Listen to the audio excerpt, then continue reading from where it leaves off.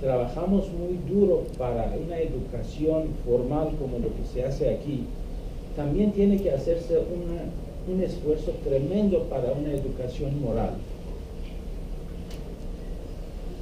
Esa educación moral, si no se lleva a cabo, esos sufrimientos van a continuar en el mundo.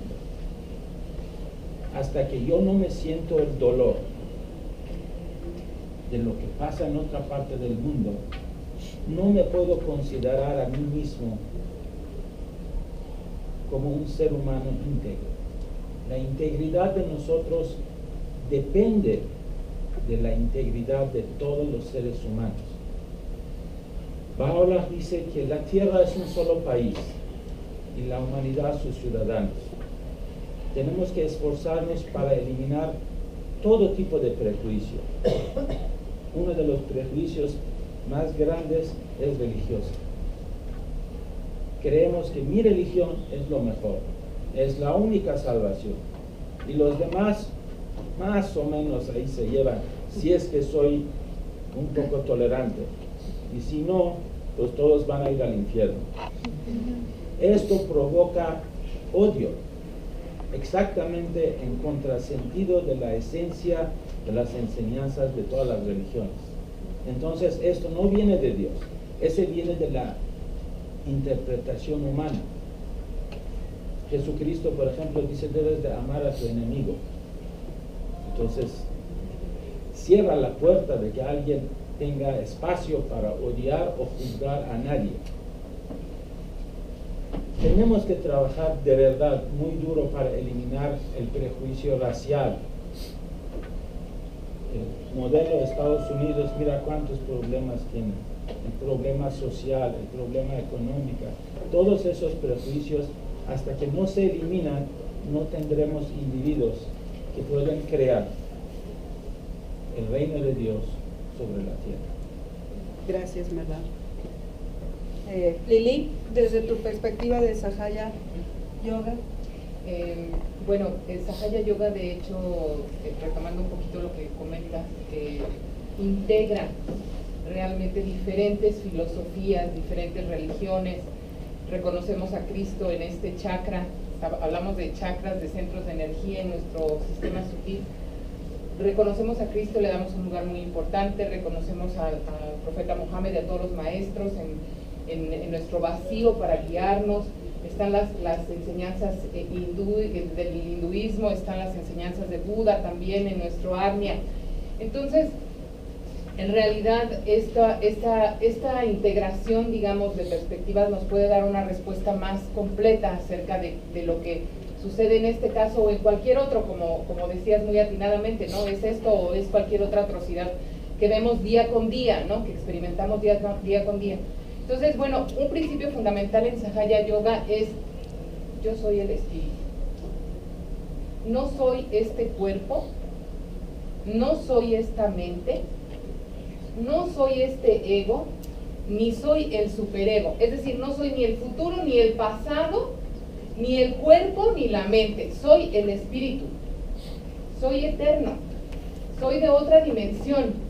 Entonces, lo que le sucede a mi cuerpo, tan lamentable como pueda ser esto, como en el caso de una violación o cualquier otra de las cosas que afectan a nuestro cuerpo, en Sahaya Yoga lo vemos desde la perspectiva de la Maya, concepto del hinduismo. La Maya o ilusión, que tú también hablabas de esto. El mundo es una ilusión, ¿sí? Consideramos que el mundo, esto no es real, esto es simplemente una ilusión. Lo único verdadero es el espíritu, que nos cuesta mucho trabajo, porque dices, bueno, a ver, están masacrando a mi hijo, ¿cómo voy a creer que eso no es real, verdad? O sea, ¿cómo voy a pensar que esto es ilusión? Pero desde el punto de vista del espíritu, que es eterno, el espíritu no sufre ninguna merma, el espíritu sigue adelante, el espíritu es eterno, el espíritu no sufre en ningún momento. Entonces, esta violación o cualquier otro de los problemas que nos aquejan en nuestras vidas, en Sahaya Yoga los vemos como oportunidades para continuar en nuestra vida espiritual, para desapegarnos del mundo material, para decir, yo no soy eso, Me pudo haber pasado lo peor el día de hoy, me violaron, pero yo no soy ese cuerpo al que violaron. Mi espíritu permanece intacto, ¿sí? Y ese evento, ese o cualquier otro, lo único que significa es una oportunidad para que yo crezca en mi fe, en mi entrega, que la entrega la tomamos del Islam, ¿sí? Yo me entrego, y cuando tú dices yo me entrego, me entrego completamente. O sea, no me entrego nada más a lo bonito, ¿no? A que me pasen cosas lindas, a que las cosas vayan bien. Yo me entrego significa me entrego a ti por completo. Así sea por una catástrofe, un accidente, lo que sea. Yo me entrego a ti, quiere decir yo entrego lo que pase, mi voluntad la entrego a la tuya, ¿sí? Entonces, el concepto de maya, el concepto de ilusión, el concepto de que todas estas experiencias nos suceden como oportunidades de aprendizaje en nuestro camino espiritual es fundamental en Sahaya Yoga. Y nos pasa de todo también, obviamente a los que practicamos Sahaya Yoga estamos inmensos en esta vida y pasamos por muchas mayas, ¿sí? Por muchos eventos que parecen reales y que sin embargo la enseñanza sería ¿qué tanto yo me puedo desapegar de eso? ¿Qué tanto yo puedo ver esa violación? Y yo mantener mi espíritu, el contacto con mi espíritu, ¿sí? Mi ser espiritual, mantenerse y seguir adelante, porque eso es lo que lleva a un aprendizaje para mí y para los demás. Un poquito lo que tú decías de la persona que se sobrepone a todo esto, tomo distancia, esto es la maya, esto es una ilusión, mi espíritu permanece inalterable, ¿no? Entonces yo puedo seguir caminando dignamente, porque también tenemos la dignidad ubicada en un chakra que tenemos en esta partecita. Entonces yo soy una persona digna, me pase lo que me pase, tenga un peso o tenga 10 billones, soy una persona digna, ¿sí? No creemos en el castigo, entonces esta parte no es un castigo de nadie para nada, ¿sí? No hay un castigo, hay errores, se cometen errores, ¿sí? Pero no se cometen pecados. Eso no lo consideramos así en Sahaya Yoga, ¿no? Estoy limpio de pecados, sí cometo errores, pero yo los puedo corregir, los puedo enmendar, ¿no? Los errores. Y por eso creemos en un gurú, que es el que nos va a guiar a corregir nuestros errores y en ese camino espiritual. Gracias. Gracias. Cristóbal.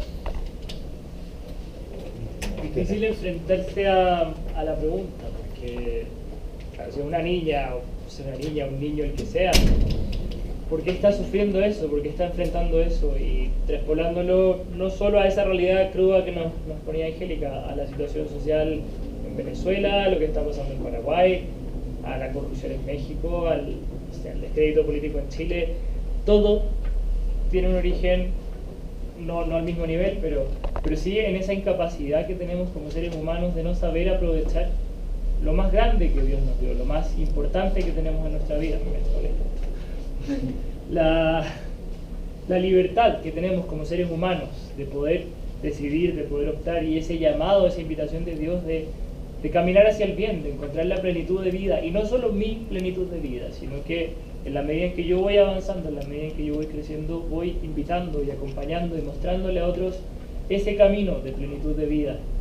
El punto es el mal uso de nuestra libertad, la falta de comprensión de lo que significa la verdadera libertad y la verdadera felicidad, es la que nos lleva a vivir ese egoísmo que nos hace cometer las atrocidades tan grandes como las guerras, las violaciones, los abusos, el inventar fronteras, el ponernos límites. Como decía, en verdad, somos ciudadanos de un mismo país. A lo mejor el concepto nos queda grande, pero es cierto, somos la misma humanidad, blancos, negros, amarillos, rosados. Somos todos seres humanos y todos llamados a una misma felicidad, a una misma plenitud de vida. Y nadie es más importante que otro, y nadie es mejor que otro. Y no porque yo tenga más dinero, o porque tenga más armas, o tenga más fuerza, o sea más grande, tengo el poder de imponerme sobre otro.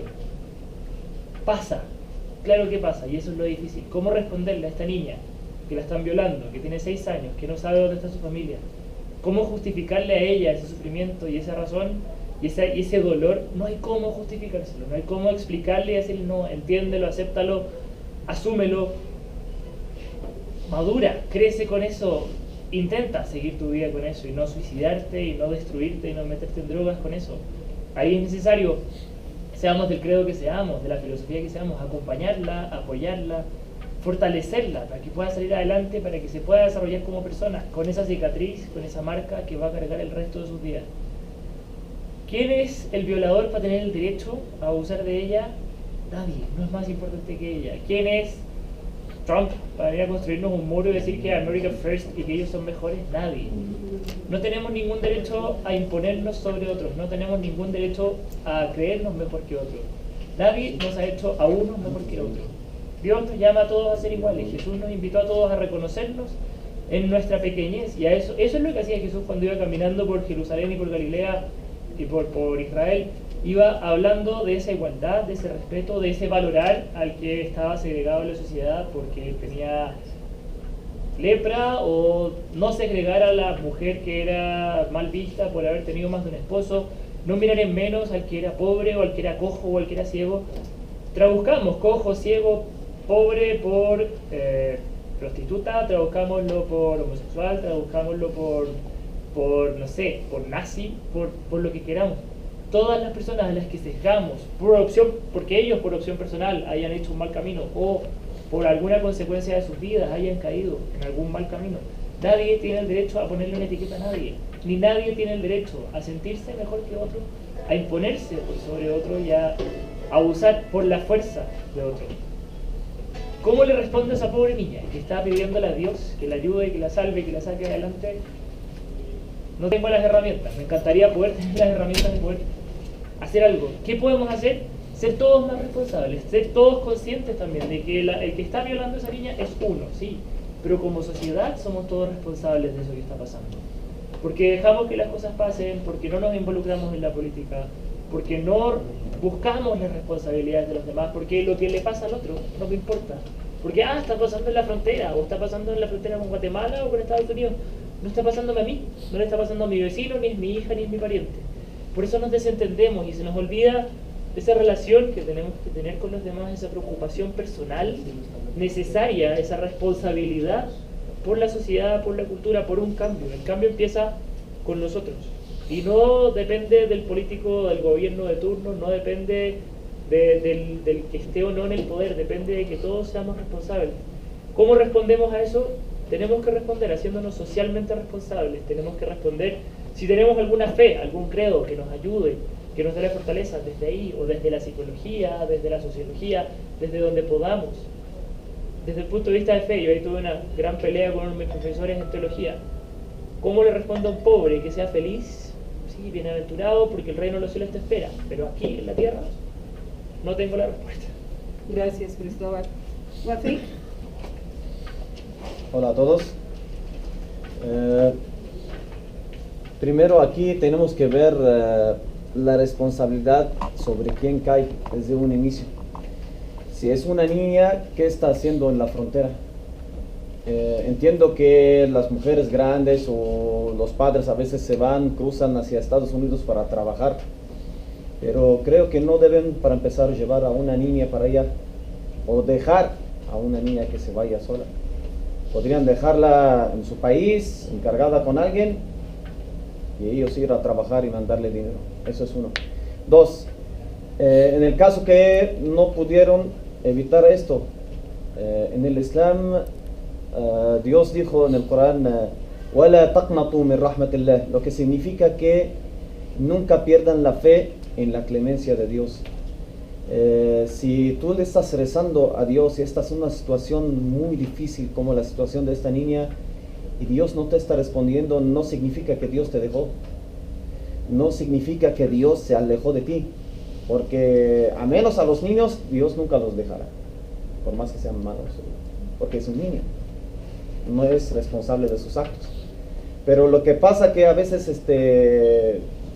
el destino o algo está pasando y no podemos evitar un acto así tan feo, porque pues no debemos de juzgar el acto según las apariencias en el Islam. A lo mejor atrás de esto Dios le está preparando algo muy importante en su vida. Va a ser una persona a lo mejor religiosa, muy espiritual o algo muy importante, luchando por las mujeres violadas luchando por los derechos de la mujer. Es como lo que pasa a veces en las terapias del shock. Ponen el paciente bajo presión muy fuerte y a veces lo dañan. Pero después de esto salen cosas importantes, un resultado muy importante. Yo creo que Dios, si no le está respondiendo, no significa que Dios no responde a los rezos. No significa que la dejó desamparada. Simplemente a lo mejor le está dando la experiencia o quiere tanto a esta persona. En el Islam dicen que cuando Dios no te responde, significa que te quiere, por eso quiere escuchar tu voz en las súplicas, pidiéndole más, o a lo mejor para darte experiencias en la vida. Se oye feo, pero pues el resultado es totalmente diferente a lo que piensa la gente. Y obvio, esa persona, no vayamos fuera de la realidad, necesita mucha terapia psicológica y solita hoy en día no puede salir adelante. Pero todo se puede lograr con la ayuda de Dios, antes o después. Pero la ayuda de Dios siempre va a existir. Muchas gracias. Gracias. Muchas gracias a todos. ¿Preguntas? María. Mi pregunta es para ti, Luma. Nos explicabas más que nada como por qué pasó esa violación, porque a lo mejor el violador nunca se ha acercado a Dios o tiene una mala educación, pero a mí sí me queda la duda, o sea, desde tu perspectiva, tu punto de vista, ¿por qué? Y se supone que es una niña y su alma es inocente todavía dentro de lo que cabe, y entonces ¿por qué? O sea, ¿por qué ese castigo? Les voy a pedir que tratemos de contestar, sí, rápido. De todas maneras, ya tenemos los contactos de todos por si alguien quiere seguir platicando con nuestros invitados. Muy buena pregunta, me agradó. Te felicito y tu sinceridad sobre todo. El por qué sufren los inocentes, por qué sufren los niños. Yo también, humanamente uno se hace preguntas como diciendo, hay tantos niños que no pidieron nacer y aún así, en una noche loca, en una noche de copas, en una noche de descuido, los abortan. Y el hombre se justifica diciendo, es mi cuerpo, la mujer, yo sé lo que hago, pero al fin y al cabo no tenemos el derecho de privar la vida de nadie, de nadie. Definitivamente hay una ley que se llama la ley de la siembra y la cosecha, lo que uno siembre ciertamente recogerá, si sembramos para la carne, segaremos muerte y corrupción. Pero regresando al tema que tú dices, cuando el hombre se alejó de Dios, el hombre, la cobertura del hombre es sobre su familia, sobre su esposa, sobre sus hijos. Cuando eso se rompe, cuando no hay una dirección, una sabiduría, nosotros somos tan imprudentes que ponemos a nuestra familia en riesgos innecesarios, como dejar a unos hijos pequeños que se hagan de cocinar, como sucede en muchos hogares donde la mamá tiene que ser la de papá y mamá y no hay nadie que cuide y tiene la confianza de que el niño va a saber cuidarse, cuando realmente no. Muchas cosas que pasan son por nuestro descuido, por nuestra falta de sensibilidad, por nuestra falta de relación. Yo creo que cuando oramos estamos evitando que pasen situaciones mayores. Cuando oramos estamos pidiendo una intervención, pero desgraciadamente ¿cuántos de ustedes cuántos hoy salieron a la calle diciendo, Señor, bendice mi salida, guárdame, protégeme? No, simplemente clamamos a Dios, ¿por qué no estuviste aquí? Pues ¿por qué no me hiciste una llamada, no, para recogerte? Necesitamos tener una relación con Dios. Y eso es todo. La relación con Dios es muy importante. Y nosotros, si Dios te dio a alguien a cargo, un hermano, tú tienes que cuidar a tu hermano. Caín no lo hizo. En lugar de cuidarlo, lo mató. Tenemos que cuidarnos unos a otros. Esa es la verdad. Gracias. Carla y luego Jackie. Bueno, mi pregunta va para el padre Israel. Usted, algo que me llamó muchísimo la atención fue que dijo que tienen errores como iglesia. Entonces, ¿a qué se refiere con eso? El Papa Juan Pablo II, te mentiría el año, creo que el 99, en torno al 2000, al jubileo de los 2000 años de la Iglesia Católica, del cristianismo, escribe un libro muy grande que se llama La Iglesia pide perdón, algo así, sobre los errores de la Iglesia. Errores desde la perspectiva de la interpretación de los textos bíblicos, errores de interpretación de cómo vivir una fe católica, un cristianismo bien vivido, bien llevado. Errores como la así llamada Santa Inquisición, que es menos truculenta de lo que uno piensa, porque también era una institución civil y tenía mucho que ver con penas civiles, pero sí, perseguir a los herejes y encarcelarlos, llevarlos a la hoguera por ser herejes, por pensar distinto, las divisiones que se causaron a causa de decisiones tomadas de la propia Iglesia Católica, la división con la Iglesia de Oriente, la división con los protestantes luteranos y jansenistas y demás, cosas que en lugar de ayudarnos a construir una sociedad más justa, una iglesia más justa, nos llevaron a construir grandes divisiones, las cruzadas, que buscaban rescatar los lugares santos, sí, pero ¿a qué costo? Matando a los, con todo respeto, herejes e infieles musulmanes. Una falta de respeto enorme. Yo estoy sentado al lado de un musulmán y somos amigos y nos llevamos bien y nos respetamos. Hoy, en la época de las cruzadas, probablemente nos habríamos estado matando, justamente.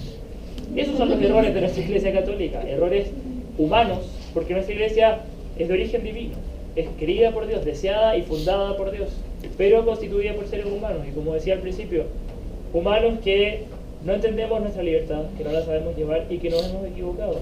Errores que vivimos hasta el día de hoy, errores que, o sea, basta con leer los periódicos. El Papa Francisco propone soluciones y caminos de acercamiento en distintos ámbitos de la vida social, eclesial, religiosa, espiritual, y por poderes fácticos, por poderes políticos. Le van frenando decisiones, lo van criticando dentro de la misma iglesia. Hay división hoy, que si hablamos de, bueno, cómo abrimos la comunión y la acogida de nuestra iglesia a los que se han divorciado porque han tenido una situación difícil que los ha llevado a eso, no. Tenemos que cerrar la puerta, tenemos que decirles que son pecadores y condenarlos al infierno. Esa no es mi iglesia. Pero lamentablemente eso se vive dentro de mi iglesia. Y es una iglesia que se equivoca, que se sigue equivocando, que aspira a la perfección. Esperemos que algún día tengamos esa iluminación, como diría Juancho, de tener la claridad de entendernos y de respetarnos todos, pero seguimos equivocando. Gracias. Jackie. Bueno, mi pregunta es para la usted decía que una de las causas por lo que le pudo haber sucedido a esta niña es el karma negativo como acumulado de vidas pasadas. Mi pregunta es, ¿por qué no el karma se paga en la vida en la que se cometió ese karma negativo? Porque a la hora que se paga en una siguiente vida, pues ni siquiera eres consciente y a lo mejor le genera más karma negativo, pues es decir, el odio a este hombre o a este acto. Sí. La ley del karma es difícil de entender para una mente ordinaria, la mía, la nuestra. Se necesita la iluminación completa que transforma tu mente ignorante con respecto a la vacuidad y a la ley del karma y egoísta con respecto a ignorar la importancia de los demás. Necesitas ser omnisciente para entender a la perfección cómo funciona la ley del karma. Entonces, solamente al alcanzar la iluminación, tu ignorancia se convierte en omnisciencia y tu mente egoísta se convierte en una mente compasiva y un amor universal. Entonces, mientras tanto, tendremos como que trabajar con la ley del karma, con las enseñanzas de Buda, sin entender del todo cómo ocurre. En el continuo mental, una vida es muy breve. ¿Me entiendes? Es un instante. Buda dice que una vida humana dura lo que un relámpago en la noche. Y tu siguiente renacimiento ahí viene, ya viene. Desde el punto de vista del continuo mental, tiene que haber esa causa creada y después tienen que reunirse condiciones para que esa semilla kármica específica madure. Y eso puede no ocurrir en la misma vida. Buda dice que es extrañísimo que el karma creado en una vida específica tan breve madure en la misma vida, tendrían que reunirse condiciones específicas. Entonces, en la mayoría de las experiencias que tenemos en cada vida, según Buda, han sido creadas en vidas pasadas. Y lo que estás creando ahorita, más lo que no ha madurado, puede madurar de manera desordenada en el futuro. Como una persona que tomara fotos cuando todavía había rollos y dejar el rollo en un cajón. Si no se reúnen las condiciones de revelarlo e imprimirlo, no hay fotos, aunque está tomado. Entonces, desde el punto de vista del continuo mental en sí, bueno, si pasan 17,000 vidas o 17 minutos, depende de cuestiones como condiciones que hacen madurar esa semilla kármica. No hay respuesta específica. el karma casi nunca madura en la misma vida en la que se crea, porque nuestras vidas son muy breves, muy breves. Tu continuo mental y el mío, según Buda, desde la perspectiva budista, existe desde tiempos sin principio. Siempre hay una vida anterior, una vida anterior, una vida anterior, una vida anterior. Una vez en la Ibero de Puebla había un panel ecuménico específicamente que duró 3 días, Angélica. Y hay un chico católico me preguntaba, me decía, no puedo entender que hay algo así, increado y sin principio, tiene que haber el principio de algo. Y le dije, bueno, los números, siempre hay un número anterior a un número, incluso si es negativo. O le dije, tú eres católico, ¿verdad? Sí. ¿Y quién creó a Dios? No, nadie. Le digo, ¿ves cómo si puedes concebir el concepto increado? Bueno, Buda lo aplica al continuo mental. Entonces es simplemente sin principio. Y hay karma que hemos creado hace millones de vidas que no han madurado aún. ¿Por qué? Porque no se han reunido las condiciones.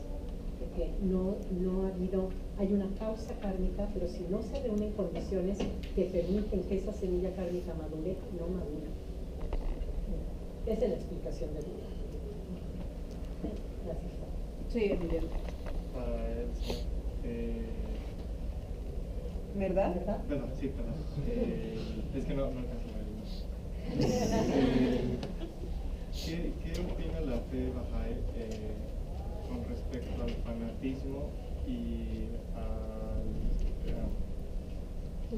al extremismo? En sí, en general, ¿no? De todas las religiones. Es resultado inmediato de ignorancia. El fanatismo se produce originalmente por el amor hacia algo, una causa. Pero cuando este amor no está educado correctamente, orientado, no incluye los demás principios, se puede desviar hacia el fanatismo, se puede desviar hacia el extremismo. ¿En qué sentido? Vamos a analizar el mismo en las famosas guerras santas. Tanto en el Islam como en el cristianismo, ¿cómo puedes tú conseguir que una iglesia inicia una guerra en nombre de Dios, cuando Jesús dice que debes de amar a tu enemigo? Y en el Islam, también cuando habla y eleva a Jesucristo, es el primer libro sagrado que le da un rango a Jesucristo más grande de los mismos cristianos, porque el título de Jesucristo entre los cristianos es el Hijo de Dios. Y Muhammad dice en el Corán que Él es más que Hijo de Dios, Él es el Espíritu de Dios. ¿Han escuchado la palabra Ruhollah? ¿No recuerdan a Khomeini, Ruhollah Khomeini? Es un nombre muy famoso. Ruhollah es la primera vez lo utilizó Muhammad en el Corán, refiriéndose a Jesucristo. O por ejemplo, el Corán es el primer libro no cristiano que acepta y afirma que María fue virgen.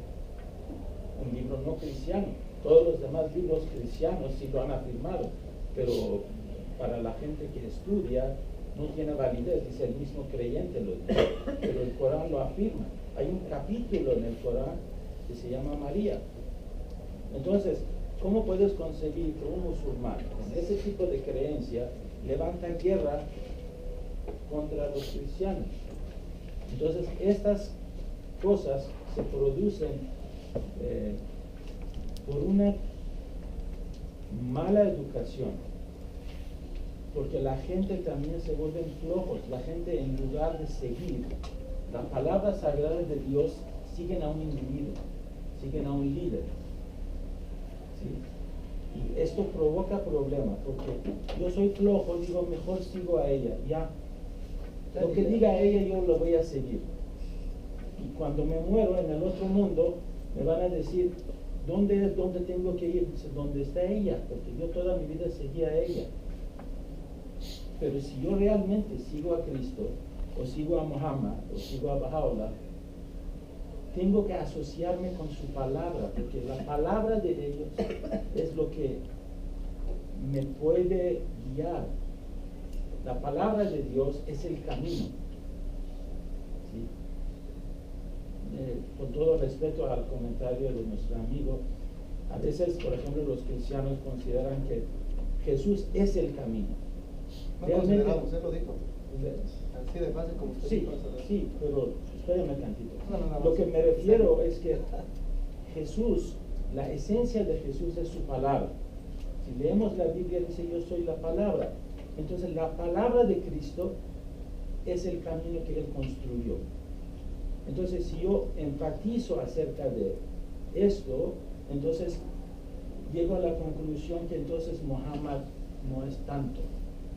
Pero si lo cambiamos la visión y decimos que la palabra de Dios es el camino, entonces la palabra de Muhammad también es el camino. La palabra de Buda también es el camino. Y podemos llegar a una conclusión que la palabra de Dios ha sido revelado gradualmente desde Abraham, Krishna, Buda, Moisés.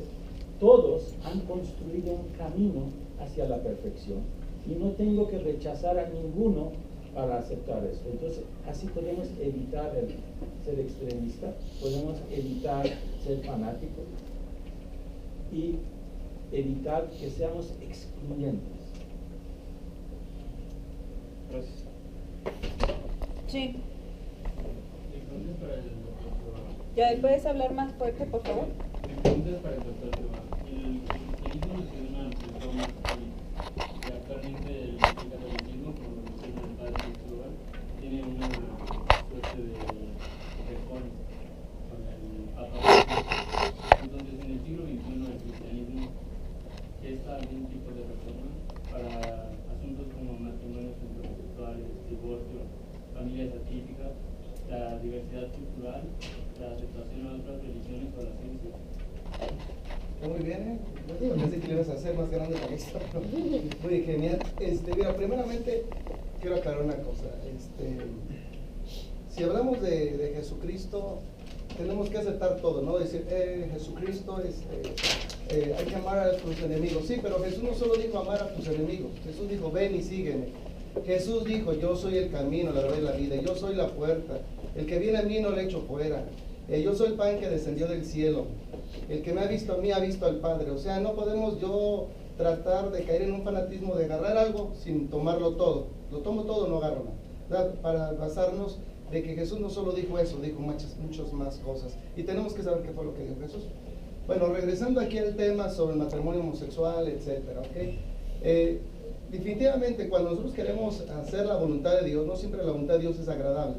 No siempre es agradable a nosotros. Porque nos lleva a cambiar nuestro estilo de vida. Por ejemplo, si tú tienes odio y quieres golpear a alguien, y que alguien diga, no lo golpees, ámalo, ¿cómo? Déjame golpearlo y a ver si me sale el amor después, ¿no? Como humanos tenemos reacciones, tenemos maneras de ser, y aunque nos eduquen, conozco gente que no tiene educación y son bien marihuanos. Conozco gente que son bien estudiosos y también lo son. Conozco gente que ha asesinado y ha robado por 20 pesos y conozco gente que ha asesinado y ha robado y siguen en el poder presidencial. Entonces no es cuestión de educación, es cuestión de transformación. Cuando el hombre se transforma, entonces uno entiende el amor a Dios, el amor a ti, porque tú no puedes amar al prójimo por encima de ti sin haberte amado a ti. Jesús le dijo, amarás a tu prójimo como a ti mismo, no por encima de ti mismo, ni por debajo de ti mismo, sino como a ti mismo. Cuando tú amas a Dios y te amas a ti, puedes amar a los demás. Y cuando queremos llevar una vida de paz y de bendición y de éxito, tenemos que jugar las reglas. ¿Cuántos les gusta el básquetbol, el fútbol? ¿Te puedes imaginar jugar el básquetbol como si fuera voleibol? ¿Te puedes imaginar jugar, no sé, correr, pero en lugar de correr estás usando aletas esas para nadar? Diga, todo tiene sus reglas. Y si tú quieres tener éxito, y quieres ser feliz, y quieres prosperar, y tener una familia sólida, tú tienes que jugar las reglas de Dios, punto. Y puedes no jugarlas. Pero cada cosa, cada acción tiene una consecuencia en tu vida. Regresando, Dios ama a las personas, sean homosexuales, transvestis. ¿Mande? 2 minutitos.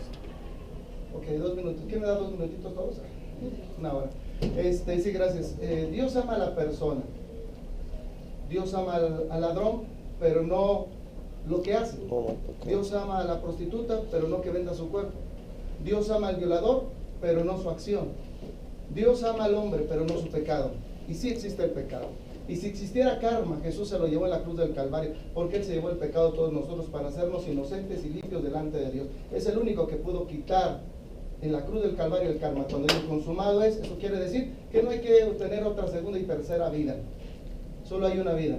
Hebreos 9:27 dice, está establecido que el hombre, al menos esta creación, muere una sola vez y después está el juicio. Ok, regresando a tu tema.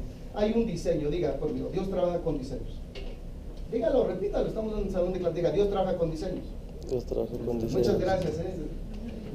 Esta silla, aunque se mueve y parece que uno está en el espacio sideral, de verdad siento uno medio raro, pues no es para que yo me suba, ni que me meta a nadar, ni tampoco para meter a mi hijo, porque parece andadera, desde que la tomé, aquí parece andadera, aquí es para que le dé la pepilla al niño, ¿no?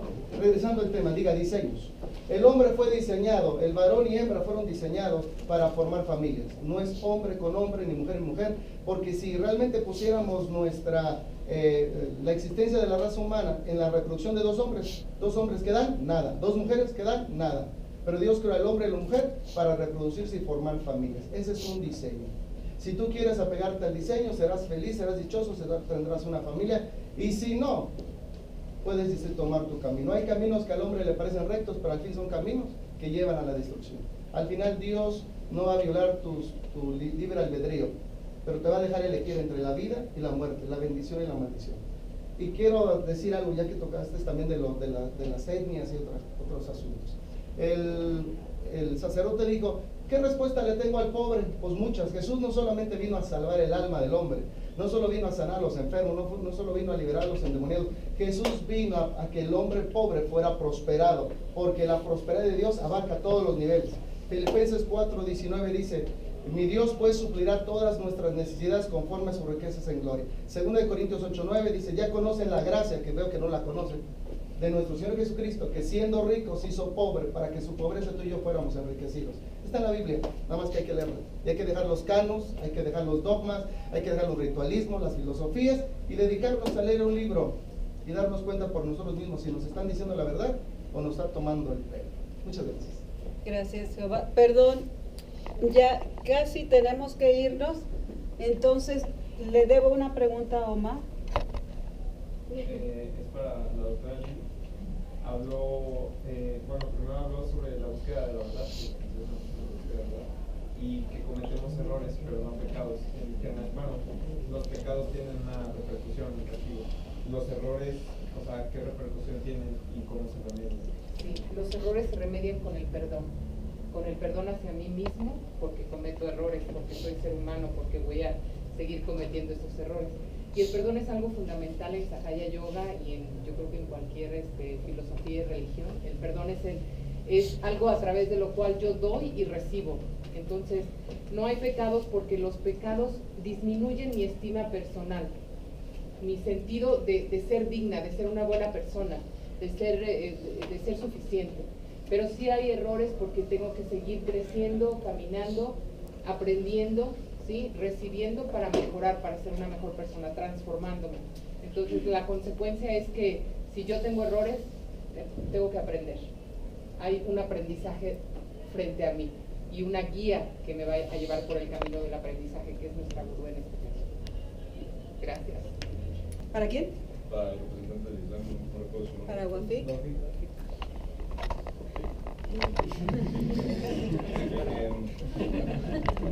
Bueno, es parte que se hablaba hace rato de que en el Corán se habla de Jesucristo y reconoce a Él como el Espíritu de Dios, como la palabra de Dios, y reconoce su concepción virginal y su... ¿De Jesús o de María? De Jesús.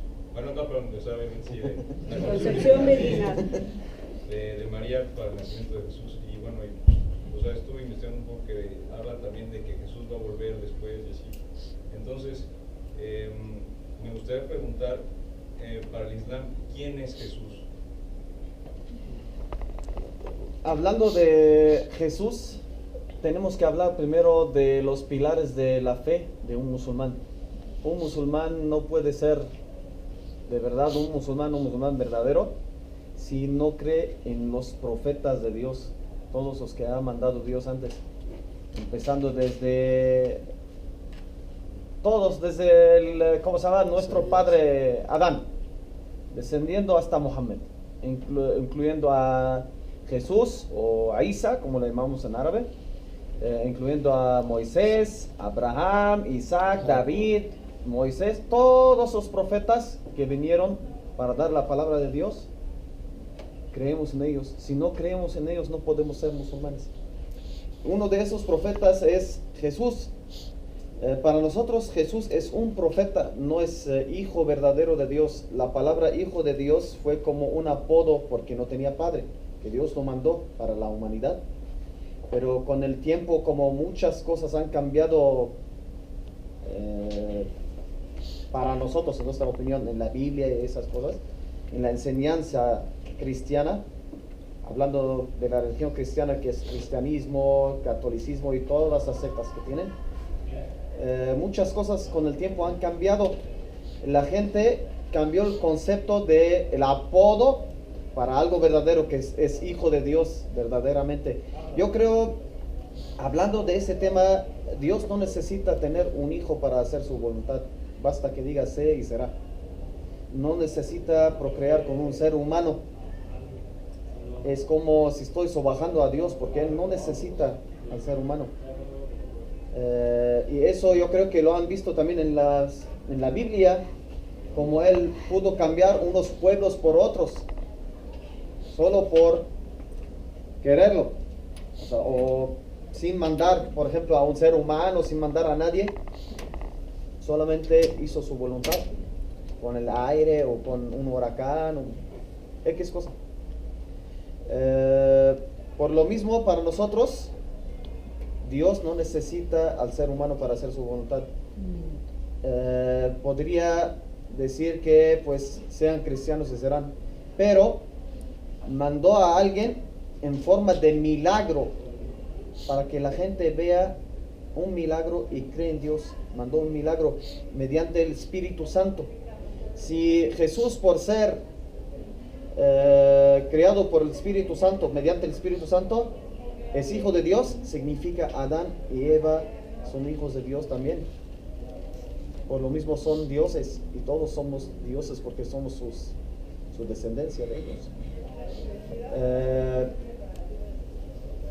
El Espíritu Santo, Dios lo mandó, no significa que es su hijo verdadero Jesús.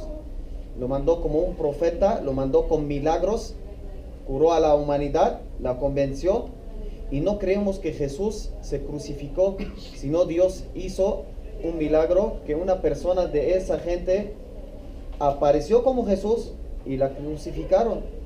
Y en el tercer día regresó a su forma natural. Por lo mismo empezaron a hablar de la resucitación, para la gente siga creyendo en lo que pasó y no digan que fueron mentirosos y no crucificaron a Jesús. Y también, hablando rápidamente, creemos que Jesús va a regresar algún día para reinar el mundo y dar la palabra de Dios otra vez, y son unos de las señas más grandes para el día del juicio, para la cercanía del día del juicio. Gracias. Para terminar, le voy a pedir a cada uno algo que nunca he pedido.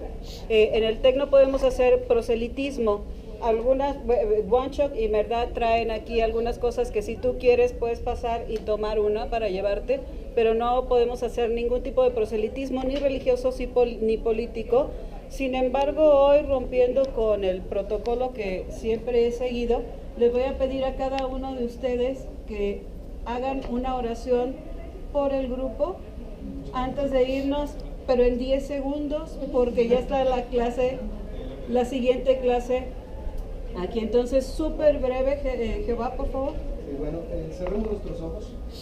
Padre, te doy gracias porque tú estás en este lugar y estás recibiendo y acogiendo a cada uno de los que estamos aquí. Que ellos puedan entender que Jesucristo no fue un profeta nada más, ni un predicador, sino que realmente fue quien dijo ser, el Hijo del Dios vivo.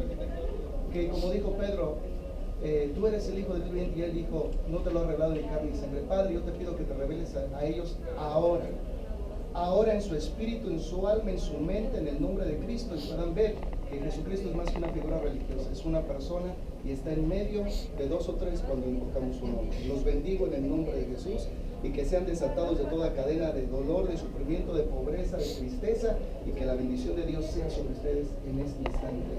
Amén. Gracias. Lili. Cerramos nuestros ojos y deseamos, llevamos nuestra mano a nuestro corazón, donde reside el Espíritu.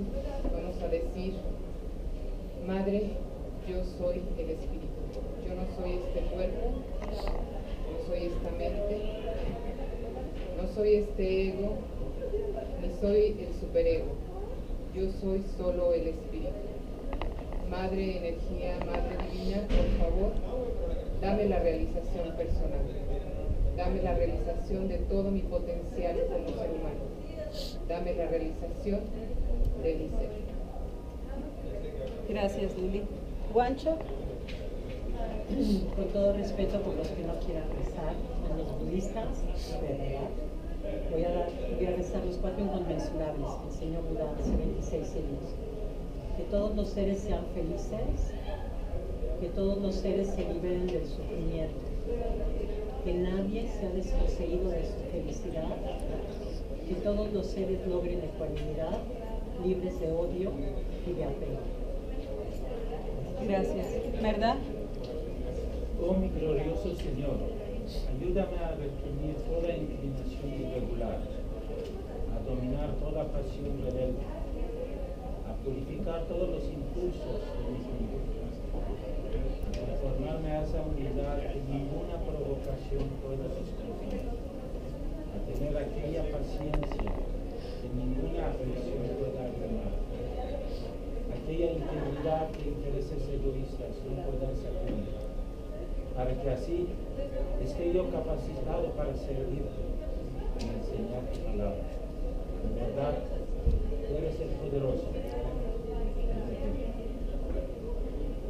Gracias, ¿verdad? Cristóbal.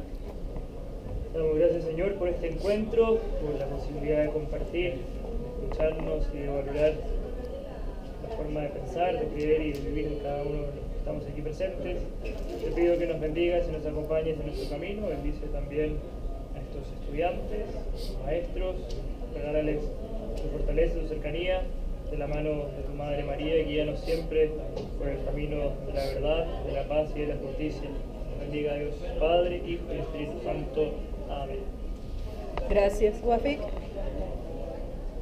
Oh Allah, bendice esta reunión y hazla muy importante en la vida de esos estudiantes. Bendice sus vidas, guíalos para la luz, dales enseñanza, dales paciencia. Oh Allah, hazlos seres para el bien, perdona sus pecados y hazlos de los mejores de los humanos. Al final somos tuyos y a ti regresamos. Amén.